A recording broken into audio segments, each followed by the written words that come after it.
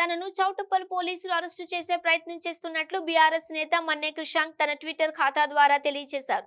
BRS party social media convener అయిన మన్నే క్రిషాంక్ కొత్తగూడెంలో BRS working president KTR press meet లో పాల్గొని తిరిగి వస్తూ ఉండగా Pathangi toll plaza check post వద్ద తనిఖీలు చేస్తున్నామని చెప్పి తన వాహనాన్ని పోలీసులు ఆపినట్లు తెలిపారు.